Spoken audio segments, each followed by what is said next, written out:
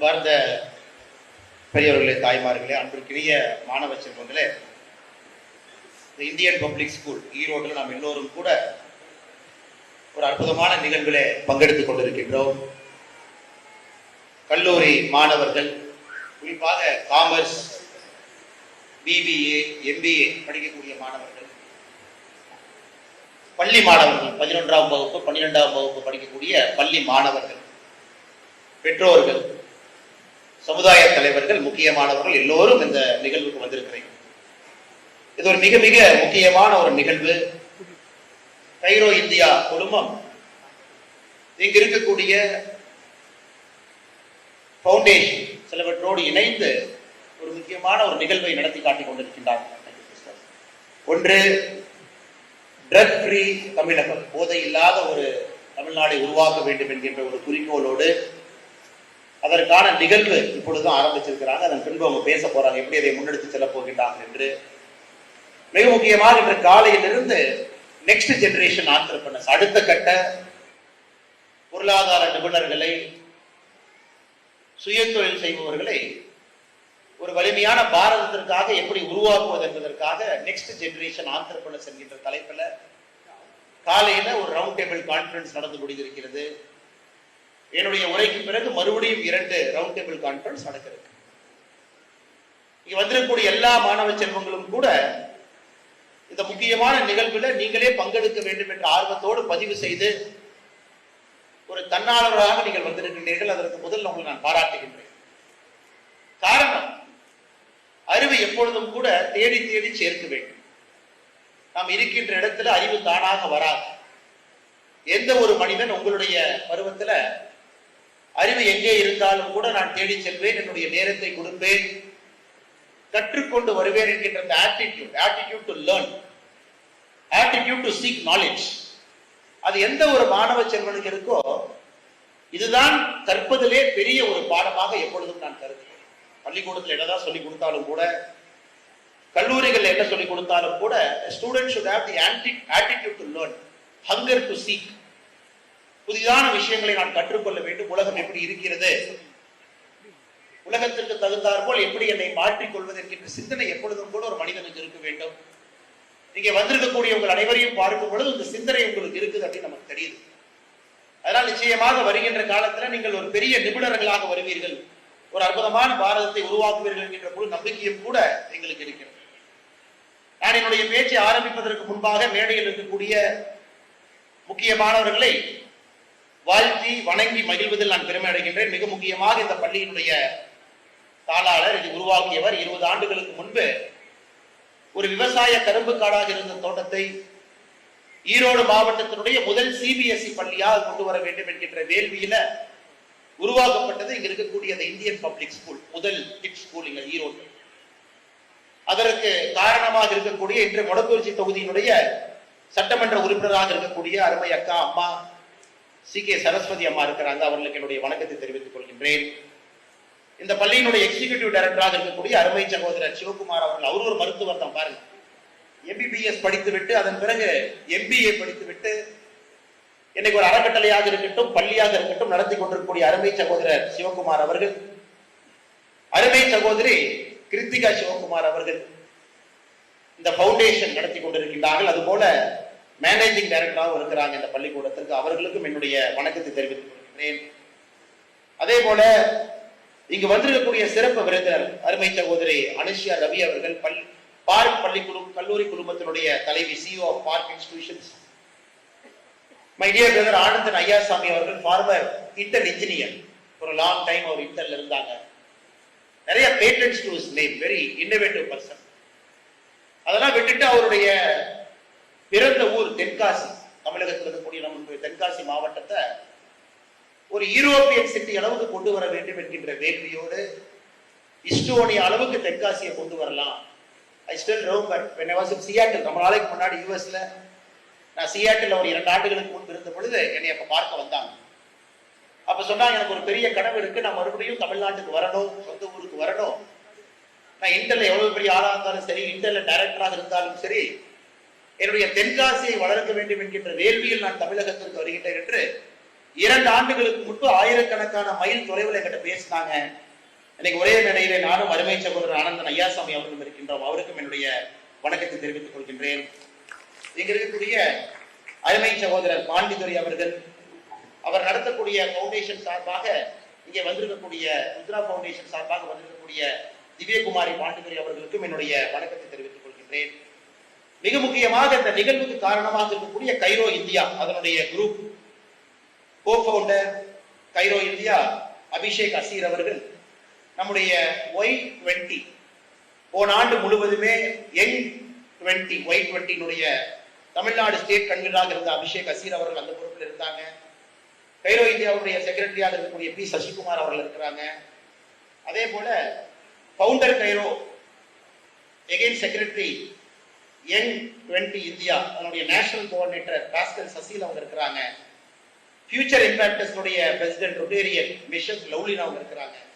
அதே போல இங்கு வந்திருக்கக்கூடிய முக்கியமான விருந்தினர்கள் எல்லோருக்கும் என்னுடைய காலை வணக்கத்தை அன்பு சகோதரர்கள் தெரிவித்துக் கொள்கின்றேன். என்னோடு நான் சார்ந்திருக்கக்கூடிய அரசியல் கட்சி சார்பாகவும் வந்திருக்கக்கூடிய அன்பு தலைவர்களுக்கும் என்னுடைய வணக்கத்தை தெரிவித்துக் கொள்கின்றேன். அருமை சகோதர சகோதரிகளே, என்னுடைய உரையை கொஞ்சம் ஆங்கிலத்திலும் தமிழும் இரண்டும் கலந்து பேச விரும்புகின்றேன். காரணம், சில விஷயங்களை உங்களுக்கு அழுத்த திருத்தமாக சொல்ல வேண்டும் என்றால் அது நம்முடைய தாய்மொழி தமிழ்ல பேசணும். அதே நேரத்தில் உலகத்தில் நடக்கக்கூடிய சில விஷயங்களை எளிமையாக உங்களுக்கு புரியும்படி சொல்ல வேண்டும் என்றால் சில இடங்களில் நான் ஆங்கிலத்தை பயன்படுத்தணும். ஆனால் இரண்டும் பயன்படுத்தி உங்களிடம் நான் பேச விளைகின்றேன். இன்னைக்கு 2024 இந்த நாள் ஆகஸ்ட் மாசம், நீங்க எல்லோருமே ஒரு சின்ன டைரி எடுத்து ஒரு பென் எடுத்து நீங்க எழுத வேண்டாம். நான் just calling for attention. Look at the trends of 2024.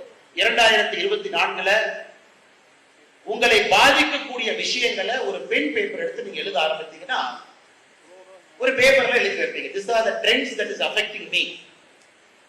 இந்த ட்ரெண்ட்ஸ், இந்த விஷயங்கள் இந்த உலகத்தில் நடந்து கொண்டிருக்கிறது, அதனால் நானும் பாதிப்புக்குள்ளாகின்றேன் அப்படின்னு ஒரு பேப்பர் பென் எடுத்து எழுத ஆரம்பிங்க.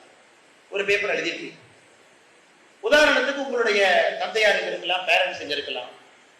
1990 the trends that affected them, அவர்களை பாதித்த விஷயங்களை அவங்க எழுதுனாங்க அப்படின்னா ஒரு பேப்பர்ல இருக்கு.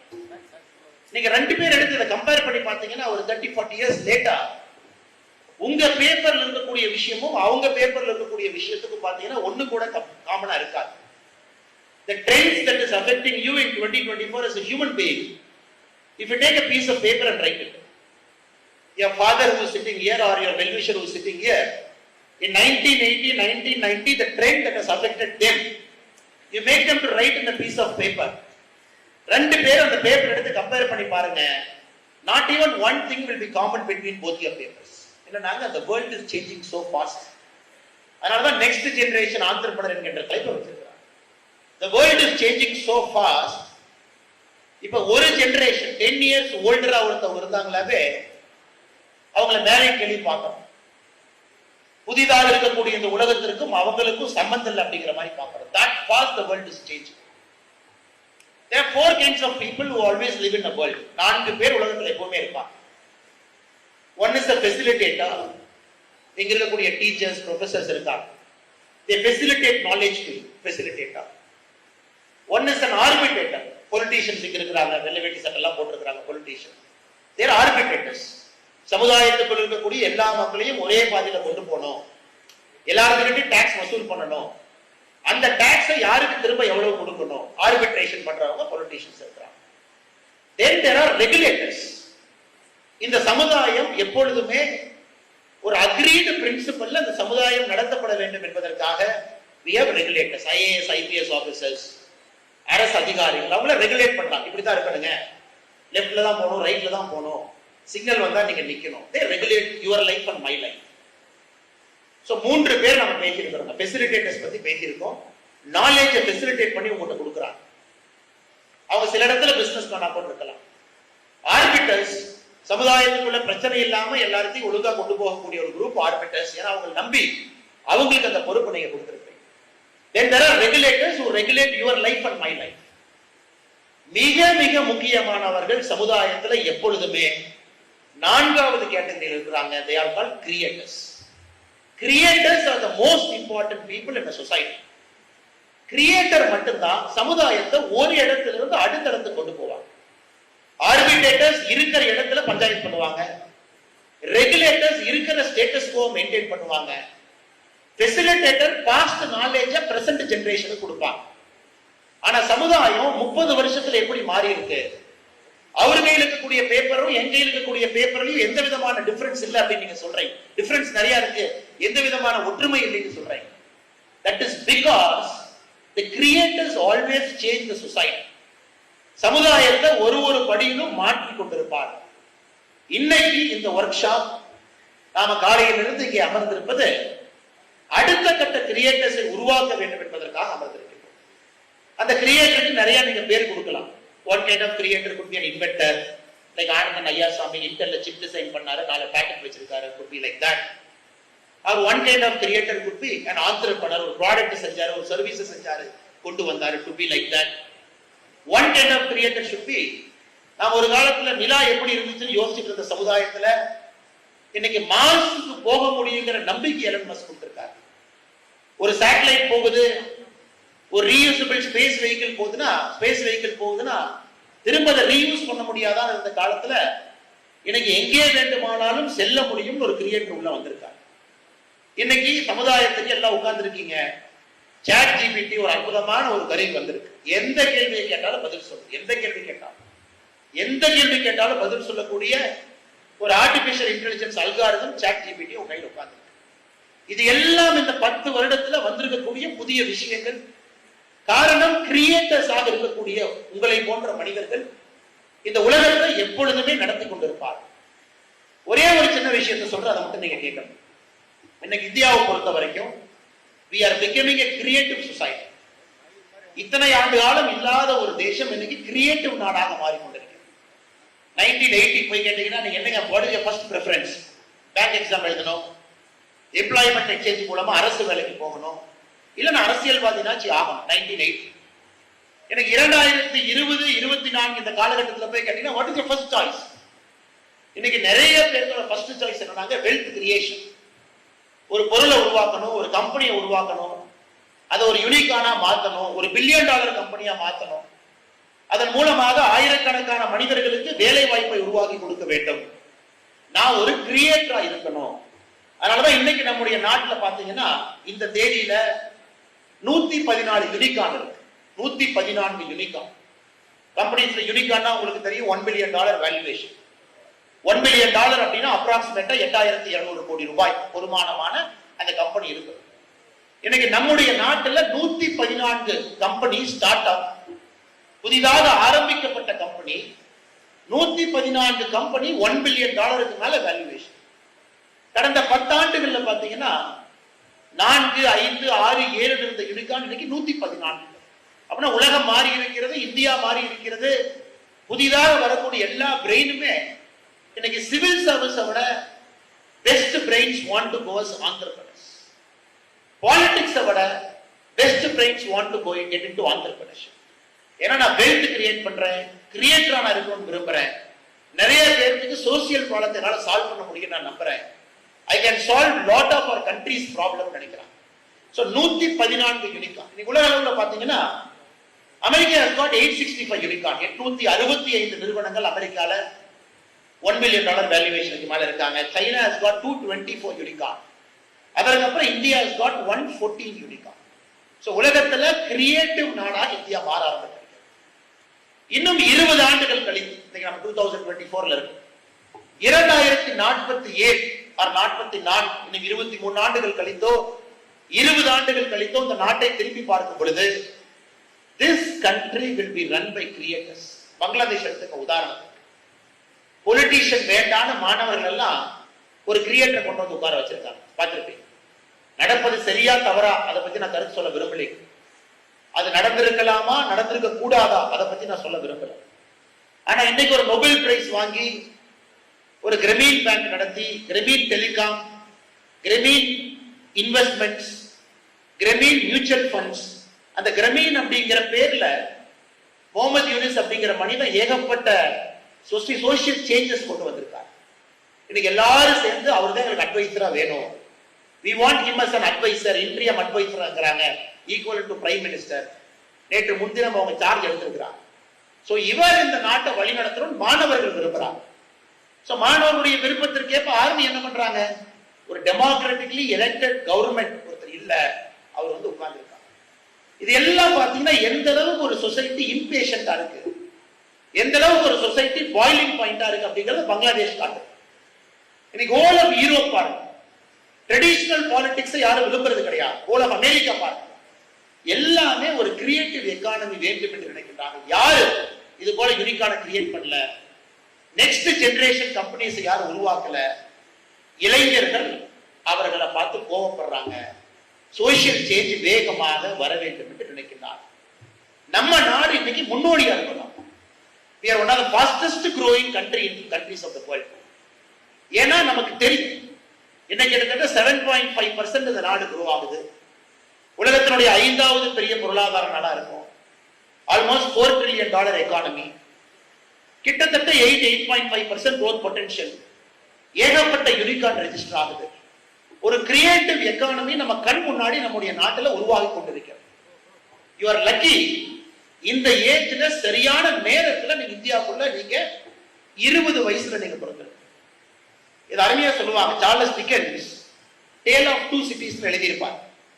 It was the best of times, it was the worst of times. It was the age of hope, it was the age of despair.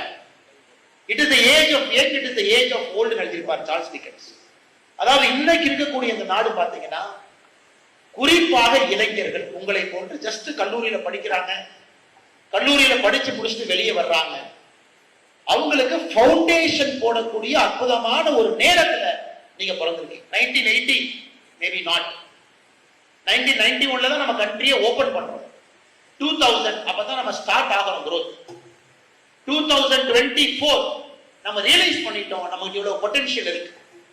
சமீபத்தில் இந்தியா 100 என்ற ஒரு புத்தகத்தை படிச்சங்க. நம்முடைய முன்னாள் சீஃப் எக்கனாமிக் அட்வைசர் ஐயா சுப்பிரமணியம் அவங்க எழுதிட்டாங்க.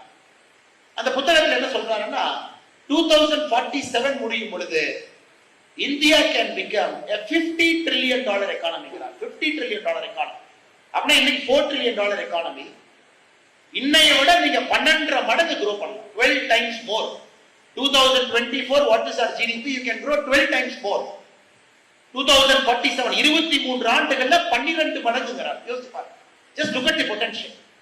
4 trillion to 50 trillion is 12.5 times. Over 23 years, 23 வருஷத்துல 12 மடங்கு. இது கேள்விப்படாத ஒரு விஷயம்.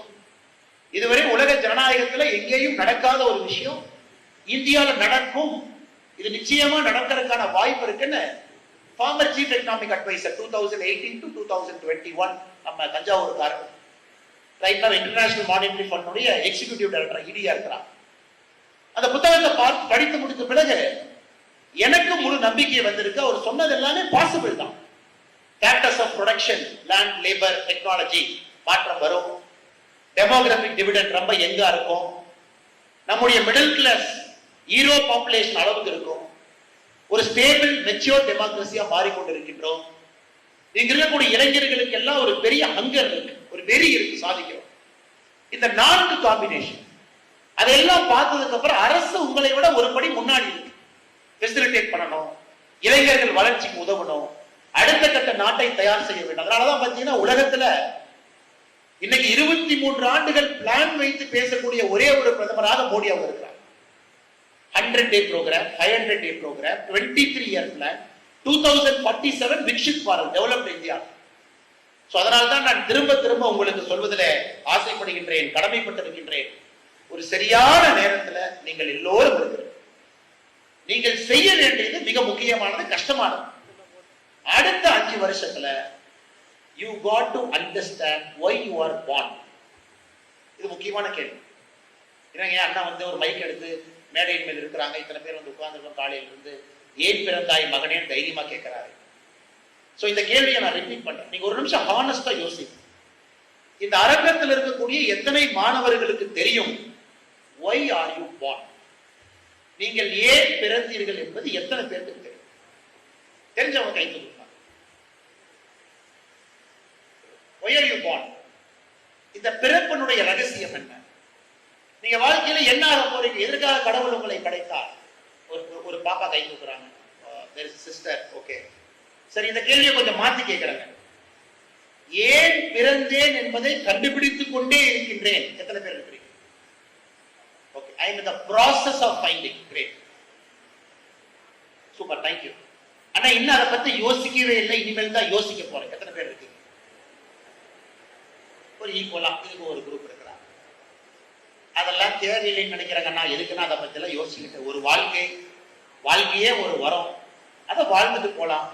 டெய்லி காலையில வந்து கிழக்குல சூரியன் உதிக்குது, மேற்குல சூரியன் மறையுது. அதனால எனக்கும் வாழ்க்கை ஒரு நாளா 80-90 வருஷம் அந்த மாதிரி ஆரம்பிக்கிறீங்க. எதுக்கு இதெல்லாம் யோசிக்கணும்? இது சரிதாங்க, இது ஒரு philosophical concept. I am very happy. இப்ப 4 கேட்டகரியில தான் நாம இருக்கோம். ஒரே ஒரு கேர்ள், ஒன் சிஸ்டர் மட்டும் என்ன சொல்றாங்கன்னா, சார் ஐ நோ, அண்ணனுக்கு தெரியும், இதுக்கு தான் நான் பிறந்திருக்கேன், அடுத்த 50 years it is my goal. Fantastic, great. இன்னொரு 30% கை தூக்குறாங்க, கண்டுபிடிச்சிட்டு இருக்கேன், only now I am learning. இன்னொரு 30% கை தூக்குறாங்க, இப்ப நீங்க சொல்லிட்டீங்கல்ல, நான் யோசிக்க போறேன், அடுத்த 5 வருஷத்துல கண்டுபிடிச்சேன். இன்னும் கொஞ்சம் பேர் சொல்றாங்க, வாழ்க்கையை வாழ்ந்துட்டு போலான்னு. எதுக்கு ரொம்ப ஹெவியான சப்ஜெக்ட்லாம் வந்து பேசுறீங்க? சோ எல்லாமே சரிதாங்க, எதுவுமே தவறு தெரிஞ்சது இல்லை. Everything is fine depending on your mindset. எதற்காக இந்த கேள்வி நான் கேட்கிறேன் அப்படின்னாங்க, இப்போ வரைக்கும் you are in a very organized education. School, college, டிப் school, bus, college, BBA, MBA degree, convocation எல்லாம் வந்துடும். இதுவரை உங்களுக்கு யோசிப்பதற்கான நேரம் இந்த சமுதாயம் கொடுக்கல. உண்மையை சொல்ல வேண்டும் என்றால் நிறைய பேர் யோசிக்கவே இல்லை. அப்பா சொன்னாங்க, அம்மா சொன்னாங்க, இது ஆயிட்டேன். 10th எவ்வளவு மார்க் வந்துச்சு, கம்ப்யூட்டர் சயின்ஸா பயாலஜின்னு முடிவு பண்ணேன், பயாலஜி கம்ப்யூட்டர் சயின்ஸ் தூக்கிட்டேன். அதுக்கப்புறம் இதான் இந்த காலேஜ் தானே கிடைச்சது, இந்த காலேஜில் சேர்த்துட்டேன். இதுவரை ஓகேங்க, நோ ப்ராப்ளம். ஏன்னா நம்மளாம் ஃபர்ஸ்ட் ஜெனரேஷன் பீப்புள். நமக்கு வழிகாட்டக்கூடியவர்கள் ரொம்ப கம்மியாக தான் இருப்பாங்க. அப்பா அம்மா பெரும்பாலும் படிச்சிருக்க மாட்டாங்க. இந்த குரூப்ல இருக்கக்கூடிய நிறைய பேரண்ட்ஸ் பாத்தீங்கன்னா, அல்லது அப்பா அம்மா படிச்சிருப்பாங்க, மேபி ஃபர்ஸ்ட் ஜெனரேஷனா இருப்பாங்க. நீங்க இன்னைக்கு அவங்க கைடு பண்ணி படிக்கிறீங்க. It's all okay. ஆனா நெக்ஸ்ட் 5 years குள்ள you what to find out what interest you, what gives you happiness. நீங்க என்ன செய்ய போறீங்க அப்படிங்கறத நீங்க கண்டுபிடித்தாக வேண்டிய கட்டாயம் உங்களுக்கு இருக்கு. You want to be a creator, you want to be a regulator, you want to be a facilitator, you want to be an arbiter. அதற்கு இது போன்ற செஷன்ஸ்லாம் ஒரு ட்ரிகர் பாயிண்ட். இந்த செஷன் முடிச்சோடனே யாருக்கு எதுவும் முழுசா வரப்போறது கிடையாது. எல்லாரும் அவங்க பெர்ஸ்பெக்டிவ்ல வந்து பேசலாம். Everybody comes and speaks, you listen. It might trigger something in your mind. இந்த செஷனுக்கு அப்புறம் 1 மாசம் கழிச்சு அவர் அன்னைக்கு சொன்னாங்களே, இது சொன்னாங்களே கனெக்ட் பண்ணும்போது it will trigger something. So it's a journey. வேலைக்கு போகணுமா போக கூடாதா, வேலையை நாமளே ஆரம்பிக்கணுமா ஆரம்பிக்க கூடாதா, ஒருத்தர் வேலை பார்க்கணுமா பார்க்க கூடாதா, என்ன செய்யணும், இது எல்லாம் அடுத்த 5 ஆண்டுகள் உங்கள் முன்னால் இருக்கக்கூடிய கேள்விகள். இதற்கான பதிலும் கொடுக்கக்கூடிய ஒரே ஒரு நபர் யாருன்னா, இந்த மேடையில் இருக்கிறவங்க யாரும் இல்ல, நானும் இல்ல, முன்னறிக்கையிலவங்க யாரும் இல்ல, பிரஸ் நண்பர்கள் இல்ல. இதற்கான பதிலை கொடுக்கக்கூடிய ஒரே ஒரு நபர் நீங்க தான். Only you can give answers to your life. So அதற்கு தான் I am very hopeful. This kind of sessions will act as a trigger, stimulate you, make you to think. அடுத்து நாம் என்ன செய்ய வேண்டும் என்கின்ற ஒரு வேள்வியை உங்களுக்கு தூண்டும். அடுத்த 5 ஆண்டுகள் நீங்க படிச்சு முடிச்சுட்டு வெளியே வந்து ஸ்ட்ரகிள் பண்ணி நீங்க ஒரு ஃபேமிலி மேன், ஃபேமிலி உமன் ஆகிறதுக்கு முன்னாடி you will exactly find this is what I want to do in life. அதற்கு நிச்சயமாக இந்த செஷன், இந்த கைரோ இந்தியாவுடைய நெக்ஸ்ட் ஜென் ஆண்டர்பிரினர் சமிட் வந்து உங்களுக்கு ஒரு பெரிய ஒரு வரப்பிரசாதமாக அமையும் என்பது என்னுடைய நம்பிக்கை. இதனுடைய பேச்சினுடைய முதல் பகுதி, மொத்தம் 3 பகுதி வச்சிருக்கிறேன். என் பேச்சினுடைய 2வது பகுதிக்குள்ள நான் போறேன். இன்னைக்கு இந்தியாவை நம்ம எக்ஸ்ரே பண்ணுவோம். we will do an x-ray. நம்ம நாட்டை கொண்டு வந்து இங்க ஈரோட்டில் இருக்கக்கூடிய பெரிய ஹாஸ்பிட்டலுக்குள்ள போய் எக்ஸ்ரே மிஷின்ல போட்டு எக்ஸ்ரே எடுத்து பார்ப்போம், அந்த நாடு எப்படி இருக்குன்னு பார்ப்போம். we will analyze this country. ஏன்னா என்ன நடக்குதுன்னு தெரியாம நீங்க எப்படி டெசிஷன் எடுப்பீங்க? what is this country? 142 crore people, 142 கோடி பேர். உலகத்துல நாம தான் நம்பர் 1. அந்த எக்ஸ்ரே மிஷின்ல தெரிஞ்சிருச்சு. ஜம்மு காஷ்மீர், பஞ்சாப், ஹரியானா, தமிழ்நாடு, கர்நாடகா, கேரளா எல்லா ஊர்லயும் மக்கள் இருக்கிறாங்கப்பா. அந்த எக்ஸ்ரே மிஷின் சொல்லுதானே, மலை மேல இருக்கிறாங்க, குன்னூர்ல இருக்கிறாங்க, கிராமத்துல இருக்கிறாங்க, நகரத்துல இருக்கிறாங்க, ஈரோட்டுக்கு வெளியே இருக்கிறாங்க, நம்ம ஆளுக்கு இல்லாத இடமே இல்ல, இந்தியா முழுசு இருக்கிறாங்க, ஹிமாலயாஸ்லயும் வெளியே இருக்கிறாங்க, ஃபைன், நார்த் ஈஸ்ட்ல இருக்கிறாங்க. So 142 crore people spread across the country. America மாதிரி இல்லைங்க. சில ஸ்டேட்ல இருப்பாங்க, கம்மியா இருப்பாங்க, நிறைய ஸ்டேட்ல அதிகமா இருப்பாங்க. நிறைய அமெரிக்கால பாப்புலேஷன் பாத்தீங்கன்னா கோஸ்ட்ல மட்டும் இருக்கும். ஈஸ்ட் கோஸ்ட், வெஸ்ட் கோஸ்ட் இருக்கு. ஆஸ்திரேலியாவை பாத்தீங்கன்னா 70% ஆஃப் பாப்புலேஷன் ஆஸ்திரேலியா கோஸ்ட்ல மட்டும் இருக்கும். 30% ஆஃப் பாப்புலேஷன் தான் ஆஸ்திரேலியாக்குள்ள இருக்கு. ஆனா நம்ம நாட்டுல எல்லா இடத்துலயும் மக்கள் இருக்கிறாங்க. எக்ஸ்ரே சொல்லிடுச்சு. சரி, எப்படி மக்கள் இருக்கிறாங்க? ஒரு மீடியன் ஏஜ் வந்து ஒரு 35 வயசுல. அப்படின்னா இந்த 142 கோடி மக்களுடைய median age is somewhere around 35 years.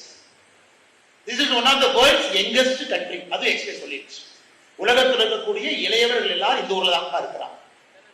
இப்ப நீங்க என்ன யோசிப்பீங்க? ஓ, there is a ready made market for me. உலகத்துல எல்லாருக்கும் இருக்கக்கூடிய பிரச்சனைய நமக்கு இல்ல. America invent something, he has to take it outside US for a larger market. A small country in Finland ஒரு மெடிக்கல் டெக்னாலஜி செய்யறானா, அந்த மெடிக்கல் டெக்னாலஜி வெளியே கொண்டு வந்தா தான் அவனுக்கு காசு. ஏன்னா அவன் பாப்புலேஷன் மில்லியன்ல லேக்ஸ்ல இருக்கு. இன்னும் கொரியாவோ ஜப்பானோ போயிட்டீங்கன்னா அவங்க பாப்புலேஷன் டிக்ளைனிங்ல இருக்கு. எல்லாம் வயசானவன். Japan census to census population is declining. இந்த சென்சஸ்க்கும் அடுத்த சென்சஸ்க்கும் மக்கள் தொகை குறையுது.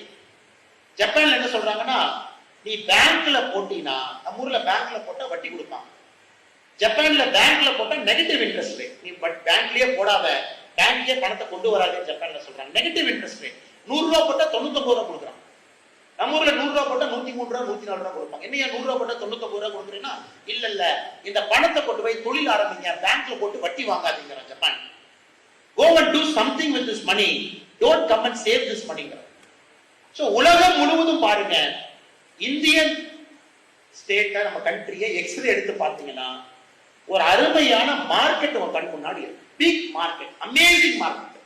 the whole India is your market. ஒரு பொருளை செஞ்சீங்கன்னா 142 கோடி பேர் நிக்கிறாங்க. 142 கோடி பேர். யூரோப்னா ஒரு கான்டினென்ட் வேணும், ஆப்பிரிக்கா பாதி கான்டினென்ட் வேணும், அமெரிக்கா 33 crore. யோசிச்சு பாருங்க, எல்லாம் லேக்ஸ்ல இருக்கிறான், மில்லியன்ல இருக்கான், 1 மில்லியன் 2 மில்லியன் வச்சிருக்கான். அதனால நீங்க பெருசா யோசிக்கணும், சின்னதா யோசிக்கக்கூடாது. next 5 years what you think should be very very big. It should not be some small thing. சின்னதா யோசிக்கக்கூடாது, பெருசா யோசிக்கணும். அவ்வளவு பெரிய மார்க்கெட் உங்களுக்கு தட்டுல ரெடியா இருக்கு. இதே நீங்க வெளியிருந்து ஒரு பொருளை கொண்டு வந்து அரசு என்ன பண்ணும்? டாக்ஸ் போடும், டாரிஃப் போடுவாங்க, கஸ்டம் டியூட்டி போடுவாங்க. அந்த பொருளை கொண்டு வராதப்பா, எங்க ஊருக்காரங்க பொருளுக்கு தான் முன்னுரிமைப்பா. ஆனா உங்களுக்கு பிரச்சனை இல்லை. தமிழ்நாட்டில் உற்பத்தி பண்ணா அசாம்ல விற்கலாம், பஞ்சாப்ல விற்கலாம், ஜம்மு அண்ட் காஷ்மீர் விற்கலாம். எந்த மாநிலமும் உங்களுக்கு வரியை போட்டு தடுக்க முடியாது.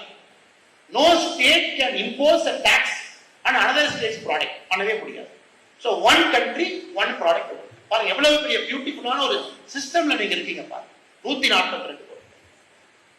இன்னைக்கு உலகம் எப்படி மாறுதுனாங்க, சைனால 2023 சைனாவை பாருங்க, 3 ஆட்டோமொபைல் வித்திருக்கானா 1 automobile is an electric vehicle. சைனால 3 விக்கிறானா 1 எலக்ட்ரிக் வெஹிக்கிள். யூரோப்ல 5 வண்டி விக்கிறானா 1 electric vehicle.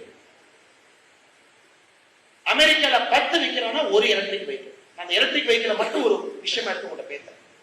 China 1 in 3 vehicle is an electric vehicle. Europe 1 in 5 is an electric vehicle. US 1 in 10 is an electric vehicle. India போன ஆண்டு last year 7% of the total vehicles sold is an electric vehicle. அப்பனா 16% roughly. 16% இந்தியால electric vehicle இருக்கு. 2022 2023 பாத்தீங்கன்னா நம்ம நாட்டுல electric vehicle வித்தது மட்டுமே 41% grow ஆயிருக்கு. This year to next year 41%. This year to next year 50%. This year to next year 60%. ஒரு விஷயத்துல மார்க்கெட்டை பாருங்க, பேட்டரி, ரீசார்ஜபிள் பேட்டரி, அந்த எலக்ட்ரிக் வெஹிக்கிளுக்கு பப்ளிக்ல சர்வீஸ் ஏரியா, பப்ளிக்ல சார்ஜிங் ஸ்டேஷன், அந்த எலக்ட்ரிக் வெஹிக்கிளுடைய காம்பனன்ட். ஒரு பொருளை எப்படி நீங்க நெக்ஸ்ட் ஜெனரேஷன் ஆண்டர்பிரனர் நீங்க மாற முடியும் என்றால் நிறைய நீங்க படிக்கணும். You have to read more. Understand where the world is going. அதுக்குள்ள நீங்க ஆப்பர்ச்சுனிட்டியை தொழலாம். ஓ, சைனால 3ல 1 எலக்ட்ரிக் வெஹிக்கிள், கிரேட். யூரோப்ல 5ல 1, அமெரிக்கால 10ல 1, இந்தியால அண்ணன் சொல்றாரு 6% 7% இருக்கிறாரு. ஒரு வருஷமும் 40% grow ஆகும். ஒசூர்ல போய் ஓலா ஃபியூச்சர் போய் பார்த்துட்டு வந்தீங்கன்னா, சமீபத்தில் போய் பார்த்தேன். அவ்வளவு பெரிய கிகா ஃபேக்டரி போட்டு வச்சிருக்கான், ஃபுல் எலக்ட்ரிக் வெஹிக்கிள். ஆனா ஆச்சரியம் என்னன்னா, every employee is a female. எல்லாம் நம்ம சிஸ்டர் மதர் தான் எம்ப்ளாயி. பவிஷ் அகர்வால் சொல்றாரு, this giga factory will be the world's first all employees will be female அப்படின்றார். It will produce, அந்த ஒரு ஃபேக்டரி மட்டுமே it will produce 30% of India's two-wheeler output. இன்னும் 2 வருஷம் கழிச்சு. So நீங்க நிறைய படிக்கணும். My advice to all the young friends who are here, read more so that you understand where is the market. அந்த மார்க்கெட்டுக்குள்ள பொட்டன்ஷியல் என்ன, அதுக்குள்ள எந்த பிரச்சனையை நீங்க சால்வ் பண்ணலாம், அந்த பிரச்சனையை சால்வ் பண்ணா சோசியல் பிரச்சனை எப்படி சால்வ் பண்ணலாம். So you are a creator. So ஒரு விஷயம் எடுத்து நான் பேசுறேன், you have to read agriculture. இன்னைக்கு தமிழ்நாடு பார்த்துக்கிட்டீங்கன்னா பெர் கேபிட்டா ஒரு மனிதன் வந்து ஒரு வருஷம் நிம்மதியா இருக்கணும் அப்படின்னா he wants 1000 லிட்டர், 1000 லிட்டர் வேணும். 1000 மல்டிப்ளை பை 1000 லிட்டர் தண்ணி வேணும் உங்களுக்கு குடிக்கிறதுக்கு சமைக்கிறதுக்கு. ஒரு மனிதனுக்கு பெர் கேபிட்டா வாட்டர் 2050 ஆகும்போது இந்தியால தண்ணி பற்றாக்குறை இருக்கக்கூடிய முதல் மாநிலமாக தமிழகம் இருக்க போகுது. சமீபத்திய NITI Aayog report, NITI Aayog has just come out with the presentation.